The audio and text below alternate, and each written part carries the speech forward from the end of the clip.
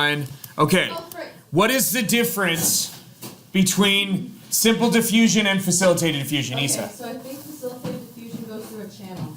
Goes through a channel or a transporter. It could be either. Yeah. But it's aided by a membrane protein. Yes. Okay. But simple diffusion is small enough to get through. Simple diffusion, it diffuses across the phospholipid bilayer without the aid of some membrane protein. It's good. So facilitated diffusion requires some membrane protein. It could be a transporter, it could be a channel, but it requires some protein to aid that, aid the material to move through, especially that hydrophobic area where the tails line up. Yeah. You said requires a protein transport? Requires a protein, yeah, either a transporter or a channel, but it requires a membrane protein. Okay. So, both types of diffusion are referred to as passive processes, okay, because they don't require energy. Active transport requires energy, exocytosis, endocytosis require energy. And then why do we give the diffusion of water its own name? Because the diffusion of water is osmosis, it is simple diffusion, but why do we give it its own name? Any ideas? Water's special. Water is special. I mean, absolutely. The reason why we give the diffusion of water a special name is one, because water is an incredibly important molecule for facilitating life, and two, is it happens so commonly and so readily. It's helpful to actually refer to it as a separate process. Now, when we're talking about osmosis, again, osmosis is the simple diffusion of water across a membrane. So which direction is it going to go?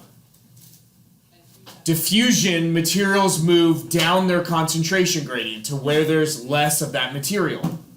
So in osmosis, water is going to move from where there is more water to where there is less water, right? Oh, that was the example. That's how diffusion works, okay? Osmosis is going to go from where there is more water to where there is less water. How do you have more water or less water somewhere? Yeah, Rick. Maybe there's like something dissolved in it or something. Yeah, like that. good. The more material you have dissolved in that water, the less relative water you have per unit volume, right? Because whatever's dissolved in it takes up space. Takes up space that water molecules could occupy.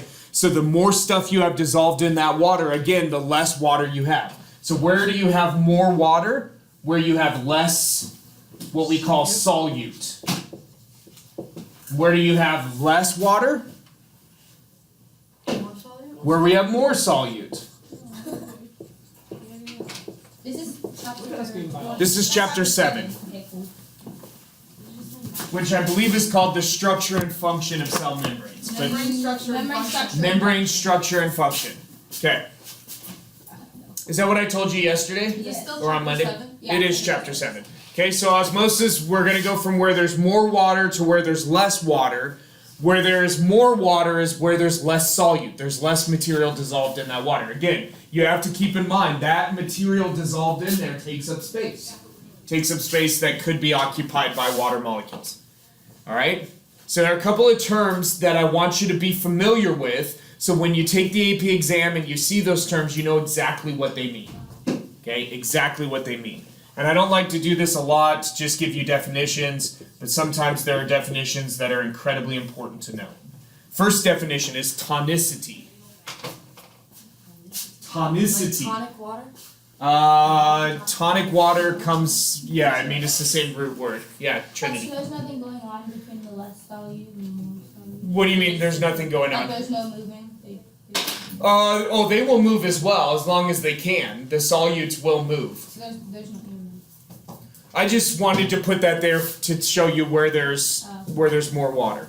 But yeah, I mean the solutes will move. Now when we did our lab, I used a solute that's too big to move in and out of the cell membrane. Right? We used sucrose and it was too big and it was our only solute. And so the only thing that could move is water to balance that since the solute could move. But yeah, I mean the solutes are going to move for sure. they're going to diffuse just like water would, as long as they can. All right, so tonicity. Tonicity. Anyone know what this means? No, sir. All right. So it's a measurement of the ability of a fluid to induce water to Bro, your pencil? I know, I just Enter. said that. I I just said know that. I Is it just said that. squeaking? No, Yeah, it's it's like the nails on a chalkboard. I love it. That's It's terrible. gross. It's not- I'm gonna get It's you pencils for terrible. Christmas. Okay. So tonicity, it's the measurement of the ability of a fluid to induce water to enter that fluid.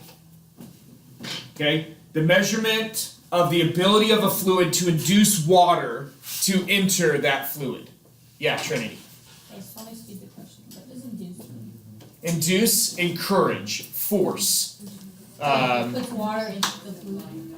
Yeah, so fluids that have a high tonicity are going to be really good at drawing water into those fluids.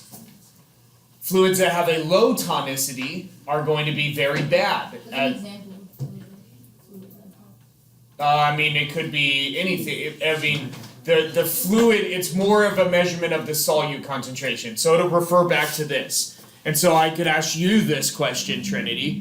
What type of fluid would be good at encouraging water to move into it? One with a lot of solute or one with very little solute? Less what? Solute. More solute. Why would you think less solute? Well, because If there's less solute, what is there? it'd be there- more solute yeah. because the H2O is gone. Right, so where there's more solute, there's less water. If there's less water, water is going to move into there. So fluids with a high tonicity have a lot of solute. Okay? Fluids with a high tonicity have a lot of solute. What types of fluids have a high tonicity? Fluids with lots of solute. Fluids with lots of solute. Okay? And we call those type of fluids hypertonic. Hypertonic.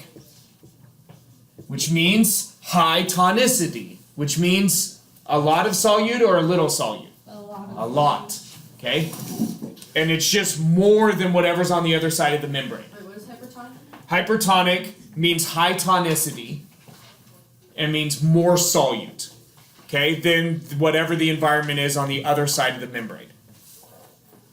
So an example of this, Trinity, which is I think what you were fishing for, is if you were to drink salt water, right? Say you're stranded on a flotation device in the middle of the ocean because the cruise ship you went on over Christmas sank, right?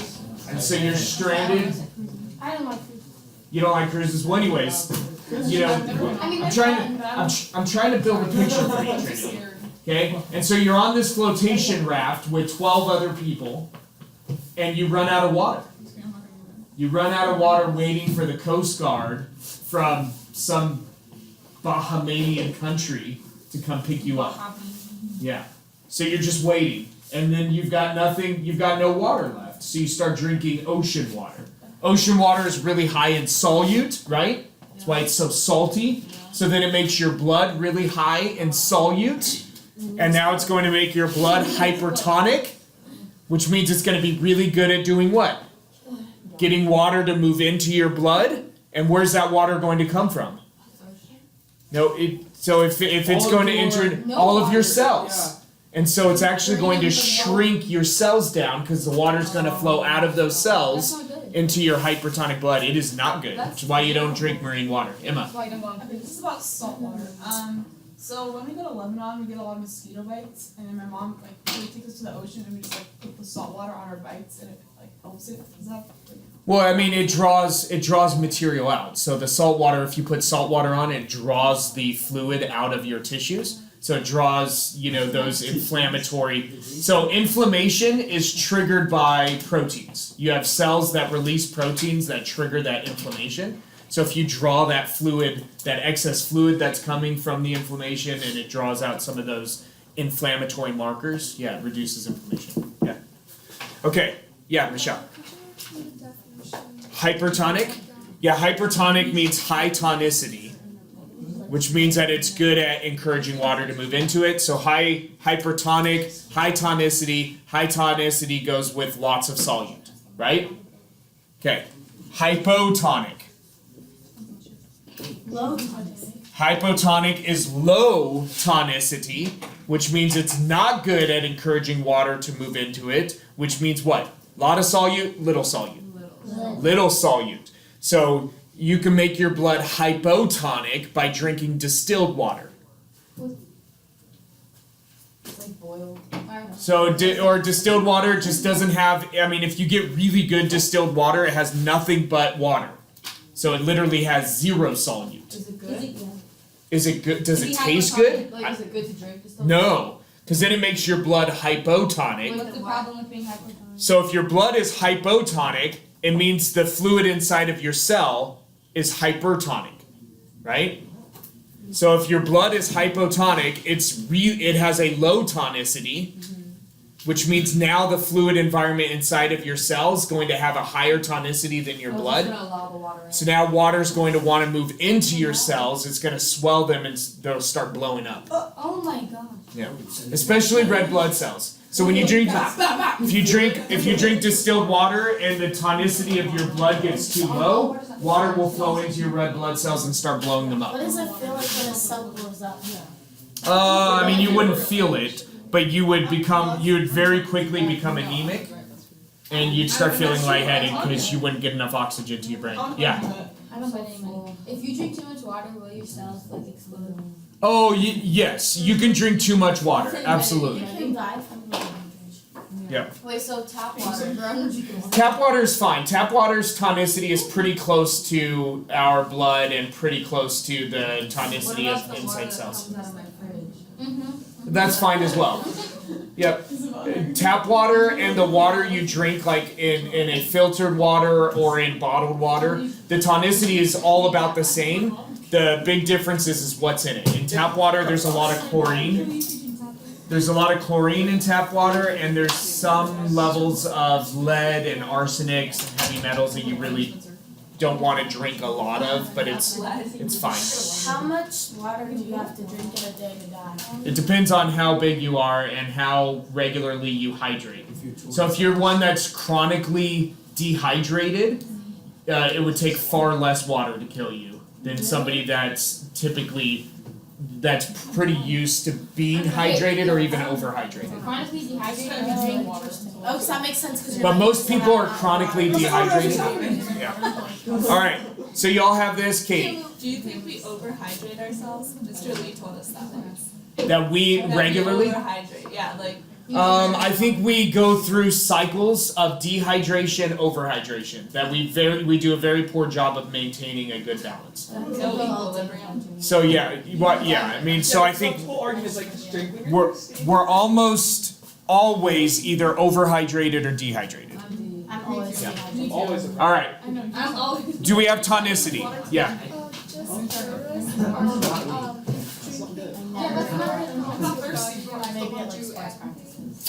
I mean, it helps. It costs less energy.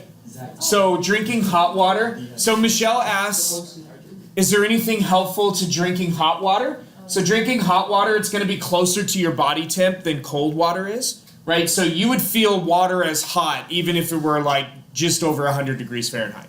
It would feel hot, but your body temperature is pretty close to that. Now, if you drink something that's like really hot, 160, 170 degrees Fahrenheit, you could burn yourself pretty badly. But yeah, I mean, the closer to your body temperature the water you're drinking is, the less energy that's going to be transferred. Oh, so cold water is better. Cold water, it's better to drink water closer to your body temp. If you drink cold water, you're going to have to invest energy to not have your body temperature drop as a result of drinking that cold I water. think if you drink too much cold water, like damages your heart. I don't know. Alright, so we got tonicity, right? The other term is osmolarity. Oh my god. Osmolarity. Osmolarity. Sometimes you gotta do what you gotta cancer do. from that. Because of plastic. Depends on what's in the plastic. If it's BPA free and Sometimes you gotta do what you gotta My do. mom No, did that. She my doesn't mom like it. always says Okay. that. My mom like can't osmolarity. Write it down. Here's the definition of osmolarity. A total, or here, yeah, total measurement of solute concentration.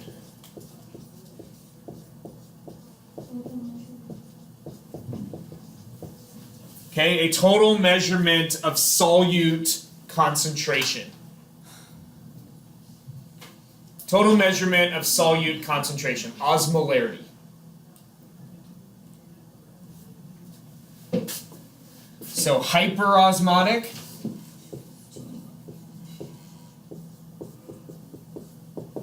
is more solute.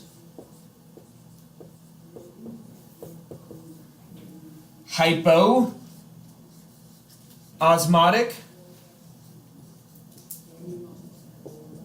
means what? Less solute.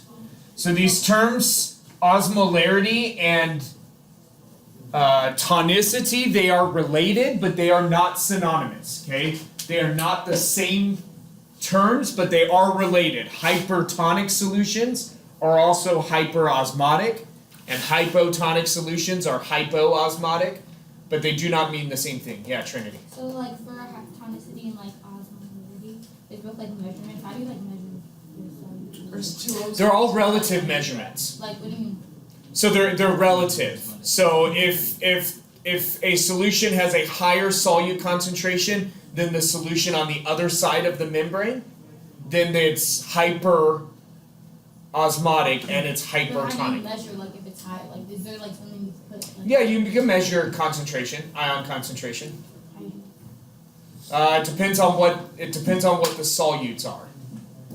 Typically, what you would do is you would measure it by the osmotic pressure. How much pressure is there to force water into that particular area? Yeah, Does hypoosmotic have two O's? it does. I hate that. Hypoosmotic. You are weird. Yeah, She's like, I like the sound of my pencils. I because it makes you want to say hypoosmotic, right? Yeah. Laylo. Yeah. Never do Laylo. Oh my Let's gosh. always say Lo. Never Laylo. Is that on the test? Solute, What's that one thing? material dissolved in the water. No, study. You just study for it. I didn't know. Let's go. I didn't try to do that. Not energy, materials, I didn't even do that. salts or Can you please tell me like I'm kind of just Middle like row. entire time of it. sure It's like mellow. of a solute. Okay. All right. Shh. So the solute is anything dissolved in the water. So in this example, we'll set up a beaker. Here's a membrane. That's a beaker? It's a container. Are you sure? I am It sure. looks like a square. He made it one. Gotcha. I'm confused. That line's in the membrane. That's why there's an arrow. Why is there a membrane inside of a beaker? Because it's separating two different fluids. It's a wall. I'm gonna need you to not comment. Okay, in this example, the solute is salt, table salt, and it's dissolved in the water as individual ions of sodium and chloride. Okay, so here we have salt dissolved in this fluid. So salt is our solute, although it could be anything could be our solute. Where is there more solute? On the left side of the membrane or on the right? To the left. To the left. So water is going to be more highly concentrated where? On the right. On the right, where there's less solute. So water is going to tend to flow in which direction? To the left. Water is going to flow this way. The solutes are actually going to flow the opposite direction. Okay? Both sodium and chlorine will flow this direction because there is less of those solutes on this side of the membrane, unless the membrane is impermeable to ions. which all membranes are unless they have ion channels. So these ions would not be able to move across this membrane unless there's a protein Then channel do in they, there like- that allows that movement. Do they like get like upset about it? Do they like run into it like I gotta get through? Do they get like claustrophobic almost? You know what I mean? I mean, it builds up an enormous amount of energy. You can build up, if you've got a concentration gradient of ions, you now have a concentration gradient where there's more ion on one side than there is on the other, and you have an electrical gradient because there's more charge on one side than there is on the other, and you create an environment where there's a lot of energy, a lot of potential energy. And so you open up one of those ion channels and those ions come flying through, and they can fuel other processes. But we'll How get there. batteries work? No, batteries work by inducing the movement of electrons. So I mean, you're setting up an electrical gradient. So yes, I mean, one thing you are doing one thing similar is with that electrical gradient, inducing the movement of charge. And so that's the way a battery works. And then that movement of charge, you attach it to the circuit of something, and the charge will move through that circuit to get to where it wants to be. Right, so the electrons will, you basically, in a battery, you have a source of electrons, and then you have a negatively charged pole and a positively charged pole, and those electrons want to move to the positively charged pole. Where you make it to where the only way they can do that is by moving through the circuit. The battery doesn't allow them to move that direction, they'd have to move through the circuit to get that, and as they move through the circuit, they can power objects in that circuit. Yeah, Emma. So let's say there's like one element on like one side, like for H2O. And then it moves to the left, but now there's none on the right side, so it just Now there's no water? Yeah. Oh, you won't ever get to that point. Or like let's say like it's like something like there's like Na plus on one side and then it moves, or will there always be like multiple on each side? Well, no. It's like if it moves over and there's nothing else on the right side, never mind. Like, Well, yeah, so individual materials can get into equilibrium. Where they're basically, now the thing is they're going to move in both directions, but the net flow is going to be in the direction where there's less. So some of these, I mean, these things they're moving, right? They've got kinetic energy, and so these sodium ions, even when there's less here, they're still moving, and some of them would move across that membrane. But the net movement is you're going to have more moving in this direction than you would in that direction. You'll establish an equilibrium. So you can get to an equilibrium where the overall net movement is zero. Like there are still individual components moving across the membrane, but they're moving to the left at the same rate they are moving to the right. You can run out of something, and I see that that's what you're getting. Like, what if we got to the point where there's just one sodium and one chlorine here, there's nothing here? What's going to happen? And the thing is, it's really irrelevant because you don't care at that point, right? It's not meaningful. Yeah. All right, Trinity, and then we'll take a short break. Can you repeat why you move it sodium and chlorine that way? Because if you move it that way, it's just 2 sodiums, 2 chlorines again, and then on the other side is the same thing. It's 1 chlorine. Yeah, so then it'll move back. So just keep moving back and forth? Yes. Yep. All right. So we'll take a short break here. I can't believe we're He's gone. He left us. this. All right. He did. He's done. All right. So, we're done with chapter 7, and we're going to transition into chapter 8. And chapter 8 is all about metabolism and how it is fueled by thermodynamics. What's up, Emma? When are we doing the potato lab thing? Potato. The potato lab What's report? it worded? Yeah. Yeah, we'll do that in January because I don't like the idea of assigning homework Oh my gosh, this close to you can Christmas. do that to the I don't either. No, because I would not ever try to impose my thoughts You should. of pedagogy onto another teacher. That's why the faculty love No, have you all heard of academic freedom? I'm not going to impinge on somebody's academic freedom. Isa. What are your plans for break? We'll talk about that in a minute. Right now we need to talk about metabolism. What's the name of this? The name of chapter 8, Metabolism. it's probably Metabolism. it's probably called metabolism. But that's it. You were really clever with that one. All right. Out of the box. No, I'm anyway. Somebody explain this term to me. What does it mean? Oh, Have you ever heard somebody say, I have an active metabolism or a fast metabolism? Oh Isa. my good brother has a the The measurement of how fast your body breaks down food. Okay. Energy? I don't know. Emma, you have some ideas? Yeah, like that's what I was gonna say, kind of. The rate at which. So metabolism is a more general term. Right now we're not talking about like metabolic rate. So if you wanted to go metabolic rate, we can start pulling in some ideas of how quickly or at what rates or at all of that. But right now we're more general. Emma. It has to do with your thyroid gland. Right? It does. Yep. Your metabolic rate. Oh. Yep. Okay. Yeah, How Katie. fast you can break down material. Okay, that's again would be more like metabolic rate. So metabolism it's the sum of all chemical reactions carried out by an organism. The sum of all chemical reactions carried out by an organism. That's what we mean by metabolism. The sum of all chemical reactions carried out by an organism. These reactions occur in two categories. We have catabolism and we have anabolism. Those sound like those fake words we make up when we pretend to know stuff. Good job. Do you feel like I do that often? No, not like I know that's it's all like like words you. are I mean, fake. like it sounds like the fake words when like people are like, oh yeah, what is it? And you're like, catabolism. Catabolism. Anabolism. I'm gonna. Okay. So catabolism, Anabolism or anabolism? anabolism.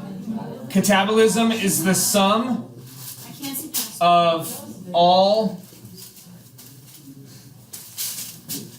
reactions I see it though. Don't worry, guys. that break down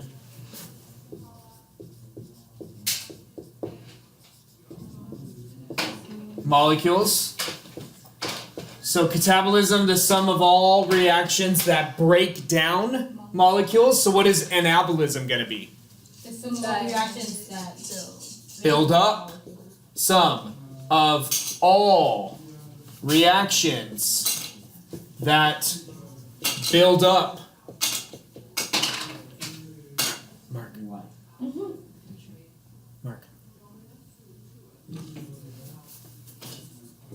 That build up molecules.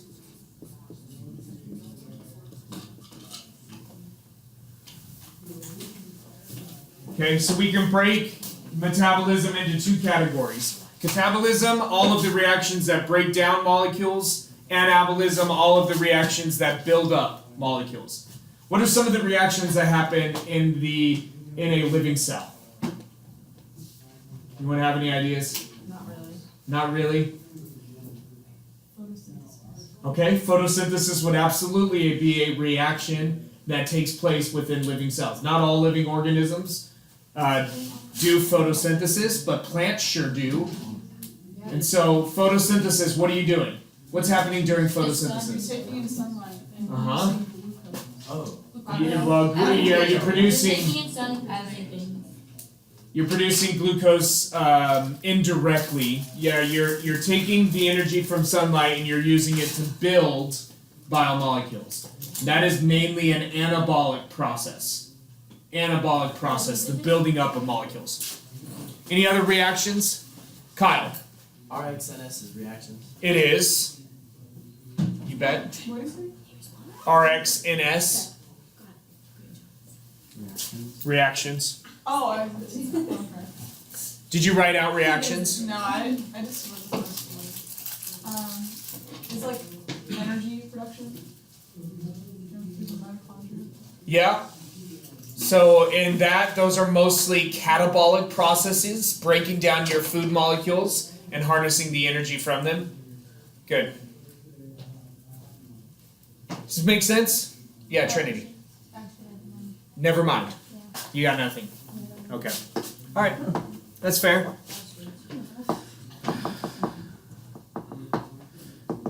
Alright, so catabolism, this releases energy.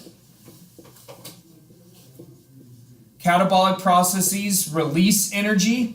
Anabolic processes require energy. So if you want to accomplish an anabolic process, what do you need? Trinity. You don't have to answer that question. Okay. So to release energy, catabolism means that like it has to have energy in the beginning or whatever to be able to. Oh yeah, there has to be energy within the bonds of that molecule. So catabolism has energy and anabolism does not have energy. Well, everything has energy. Everything has energy, but catabolic processes release more energy than they require to carry out. So why did you say anabolism requires energy if it already has it? Because you're putting more energy into those molecules. Oh, it needs more? It needs more. Yep. Everything has energy. Unless it's at what you call absolute zero, in which it is not moving at all motion stops, everything has some amount of energy. Well, because when the chart saying it's like glucose doesn't require energy. But that means it has energy, just doesn't need more energy. It doesn't require energy to move glucose into the cell. Gotcha. It does require energy to break glucose down. Yeah, Mark. What's that word that's like some of all what? Reactions. Yeah. Yep, it's just a shortened way of writing reactions. Alright. So catabolic processes release energy, anabolic processes require energy. What do you think that means as far as when they happen and how they happen? Can you carry out anabolic processes without first doing catabolic processes? Probably not. Probably not. Why? Break down. Right, so you need energy to make these happen. Where is that energy going to come from? From the catabolic processes. Okay, so these tend to be coupled together. So if you have an anabolic process, you need to make some molecule. It's going to typically be coupled with a reaction that releases energy, with a catabolic process. Alright? So first catabolic. Why? Anabolic steroids help you build up more muscle So tissue. cat is first and Right? then I just think like cation, anion, like the whole positive, negative, it just makes sense. Yeah, but that's silly. Because there's nothing positive about a cat. I hate Right? That's true. That's so true. I mean, unless you really like an animal that 1 second is like pet me, and the very next second is clawing your face, then, I mean, if you like that, then cats are actually very positive. You want to hear a better way, I think, to remember the difference between a cation and an anion, and then we'll do Isa and then Emma. Sure. So, let me write cation out for you. Cat ion. Oh, the T Okay. is a plus. Well, yeah, I mean, you could do it that way, but there's one I like a lot better. Look at this. How do we pronounce this word? Vacation, right? So when I see this, I want to say cation, which makes me think vacation, and that is a very, very positive. Love vacation. Positive. Oh yeah, who doesn't, right? I like that one. Because there's nothing positive about a cat. Isa and then Emma. Okay, well, first I forgot. Oh yeah, first let me just share a good little droplet Okay? of great news. So my best friend Texas and I, we've been friends since kindergarten. I Okay. haven't seen her in like seven years, and because I used to live there, and so we might go to Spain this summer. Just you and her, or your Yes, family? just us, because we both speak Spanish, right? Because we went to Spanish school together, and we would go with like one of those programs where you stay for like a month and Yeah. learn Spanish. So we might be going. That's cool. It's cool. Okay, and then the thing I was gonna say is what's first? Catabolism is first, correct? Typically. Now, with like photosynthesis, it's not coupled to a catabolic process, it's fueled by sunlight. So rather than photosynthesis being coupled to a catabolic process, which in heterotrophs, which heterotrophs get their carbon from other organisms and get their energy from other organisms as well, we have to couple these. So we have to couple all of our anabolic process with a catabolic process to fuel it, but autotrophic organisms do not. They couple it to harnessing sunlight. Okay, I would have assumed anabolism was first because you have to build it up and then catabolism to break it down. Oh, but you're breaking down what you get through your diet, and you're building up what you need. And this, like, I think on Monday you asked about animal protein, and we got to talking about vegans a little bit on Monday. Yeah. So the animal protein or the plant protein that you get, you don't use those proteins in your cells. You break them down, releasing the energy and releasing the amino acids, and then you use those amino acids to build up your proteins. Okay. All right, Emma. Okay, one time I was at Petco, and then I was Okay. looking at a cat, and then they have holes, you know, and I put my finger there, and the cat put spawn and scratched me. It's Yeah. a demon. I mean, the best pet I've ever had in my life was a cat, but it's still, I mean, it's not, I mean, they're not, they are. I mean, you can leave them at home for a week or more, like by themselves. They are really easy pets, and it is cool that you can't, I mean, there's really no such thing as a domesticated cat.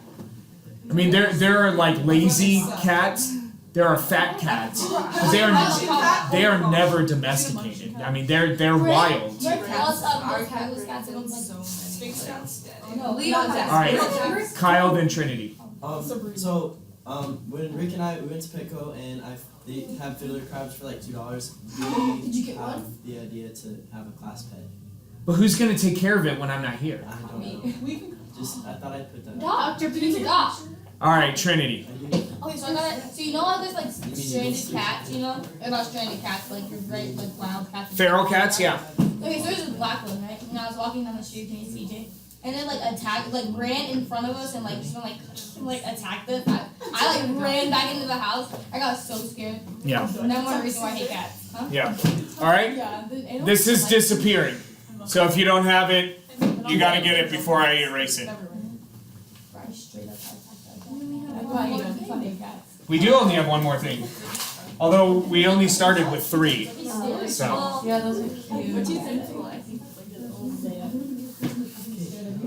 Alrighty. Thermodynamics? Thermodynamics. First law. I feel so much. We'll get to the first law, second law, third law in just a minute. I mean, his pictures are somewhere.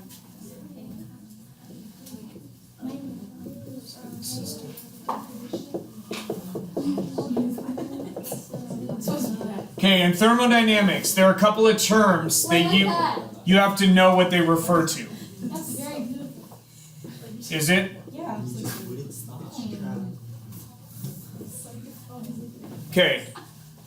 In thermodynamics, you have a system, which in this example is just a beaker where a reaction is taking place, Rxn. Okay, so in thermodynamics you have a system, which again in this case is a beaker in which a reaction is taking place, and then you have the surroundings of that system. And then you have what's called the universe, which is equal to your system plus what? The surroundings.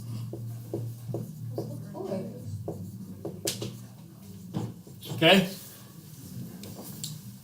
And so you have different types of systems. Different types of systems.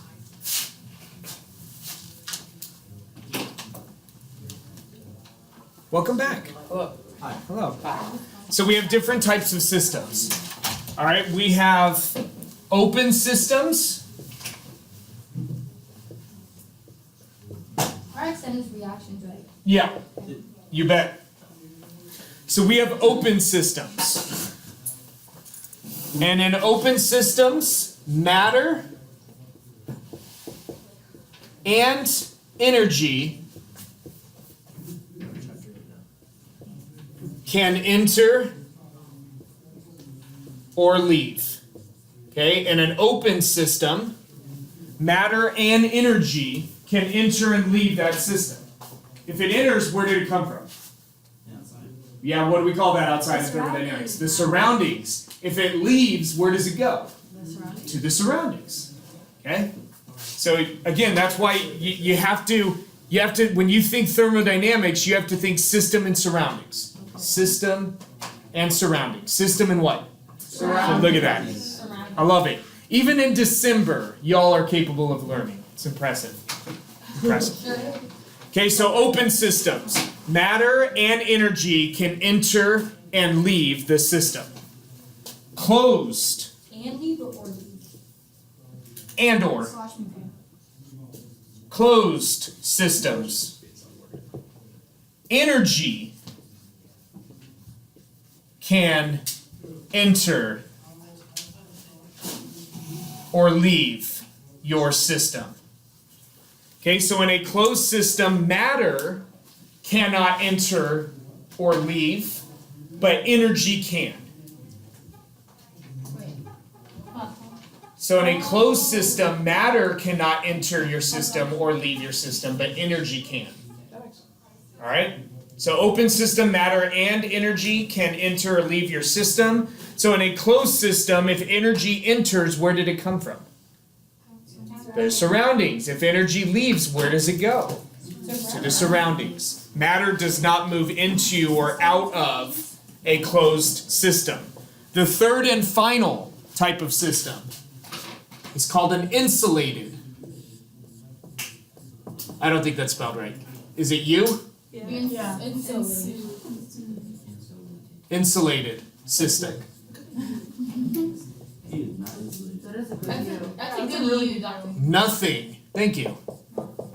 Whoa. Oh, that is definitely wrong. Nothing enters or leaves. Okay, in an insulated system, nothing enters or leaves. Because it's insulated. That makes sense. Does it? Yeah. Good. Because think like I can insulate anything. So now, this is a class on biology. And biology is the study of life and the study of living organisms and how they interact with other living organisms and the non-living world. Okay? Which type of system is a living organism? Is it insulated, closed, or open? Oh, Emma, you didn't say anything. Open systems is know. plural, and I just these wrote are a plural on singular. paper. I don't want to irritate anyone. You are good. You already do that. You didn't seem to mind on Monday, where you're like, Dr. Engel, that one is missing an S. I think That's it'll exactly learn by what- now. So what's changed? You got over it? That She's a new No, I person. did that on my She's paper. to learn I math. wrote an S. So you figured out a better way to handle it. Yeah, she's a new person. problem solving skills are improving. All right. Which type of system are we? Close. Close. I think we're all. I think we're. Well, it Well, depends. wait, if we throw up, is that like not? Can matter enter our system? Like our. Yes. Yeah. So No, we are the Oh, system. close. We're the system. Yeah, we're Oh, we're all. open. Yeah, we are certainly an open system. Yeah, babies eat like dimes. Babies eat My dimes. sister did that. Well, anytime you put food into your mouth, you are demonstrating, or you put water into your mouth, you are demonstrating There we go. the openness surroundings. of our system. System. What about an individual cell in our bodies? That's probably open too because they can go through the cell membrane. That's right, materials enter and leave across the cell membrane. You have a protein pump. I mean, I wouldn't say that term. It's too old. Protein pump. 2017, please. My eyebrows are. I'm confused. That's All talking right. about on fleek. I got it. My eyebrows are. All right. What about Earth? Is Earth an open system or a closed Oh, system? okay, like meteorite Because Yeah, material We enters and leaves. supposedly went to the moon. Yes, Supposedly. Greg, no, you Start with supposedly. me. Are you a flat You say earther? supposedly. No, no, Did you see? Did you see that? All right. Anyways, He believes Okay. the moon landing never happened. in an open system, I have reasons. you will never reach equilibrium because you can always bring new material in and you can always get rid of the products of whatever your reactions are. So open systems should never reach equilibrium. Living organisms should never reach equilibrium Well, because because you're constantly putting in more reactants makes oxygen. and you're constantly getting rid of the products, right? Y'all remember chemical reactions? You've got reactants and you've got products. In an open system, we are constantly bringing in more reactants. We are constantly sending out more products. I know what you're thinking, but what about Dr. Engel? What about when we die? Oh shoot, that's a good question. Dr. Engel. Then we're not a system What anymore. about when we Yeah. die? What about when we die? What about when we die? It's an excellent question. What happens to the body of a biological organism after it dies? It decomposes. So what's happening? Oh, reactions. Yeah, there's still chemical reactions, even though our individual cells are not typically taking Oh, in. it's catabolism because we're breaking down. Then we become the reactant for the decomposers metabolic processes. We Yeah. probably went over this when I was gone, but like define like what qualifies to be a system. System can be anything. It's just point of reference. So system. Sure. Okay. I mean that's gonna be a pretty boring But system. yeah, but you're right. Yeah. Okay. Sure. And then everything else would be the surroundings. Got it. Yep. So with living organisms, guys. Shh. With living organisms, your system can be an individual cell. It can be an individual organelle. It can be an individual reaction in the entire cell, or your system could be the entire organism. Or the whole world. Or the whole world. Yeah, but you really can't do anything between a single organism and the whole world, or it gets a little weird. Like you can't just be like multiple people. Santa Clarita, that's a system, right? Because then it gets just really weird thermodynamically. Yeah, you could leave. You could go to like Open Lancaster. system. Open system, Santa Clarita. Hey, don't be hating on Lancaster. I didn't. No, he said we could My go dog to was born in. I said we could go to Lancaster. Your dog was born. I was born in Lancaster, I was Wait, born what high at school did you Henry go to? Mountain. Lancaster High School. I was born in San Juan. Are you serious? Bro, I was born in Woodland. All right. Soccer. Okay. Are there any questions about this? Nobody. Kyle, Probably a lot of people. You were so. did you have a question? She had a question. I raised my hand. Oh, so you guys are having your own class going on right now. Anyway, you. Where's the teacher? You should blame her. That's true. Yeah, you have to. Whoa. It's an alliteration, so that's why I know. No, I mean it all comes back to me, right? I'm the one responsible. So every time you guys fail, like it comes back to me. Don't blame yourself. It's okay, Dr. Engel. It's not you. You can't Listen. control us sometimes. We're a Listen. lot to handle. Listen, Yeah. I'm a big boy. Like I can shoulder that burden. No, wait. So Oh, are you I'm okay. Sir, boy. Let's see. She's like, how many times do you get to Yeah. And every time someone pushes a boy, Yeah. boy. I don't really. Oh, yeah, Okay. that was funny. I was thinking back. Let me do this.